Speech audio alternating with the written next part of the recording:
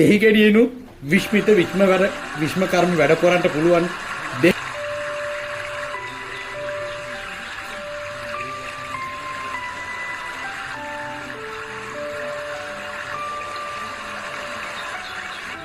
දෙහිගෙඩියනුත් විශ්මිත විශ්ම කර්ම වැඩ කරන්න පුළුවන් දෙහි කියන්නේ අස්වා කටවාද ඔසවිවත් කරන්න විතරක් පාවිච්චි කරන එකක් නෙවෙයි. විස බීජ නැති කරන්නත් පාවිච්චි කරනවා. අපි මේ පාවිච්චි කරන රිදී කටුවක් අපිට විස බීජ නැති කර ගන්න ඕන සුද්ධ කරගන්න. අපි රිදී බීජ භාවිතා කරලා මේ අපූර්ව වැඩේ කරනවා. දැන් මේ රුධිර ගමනාගමනයේ හරියාකාරව සිද්ධ නොවෙන්නේ.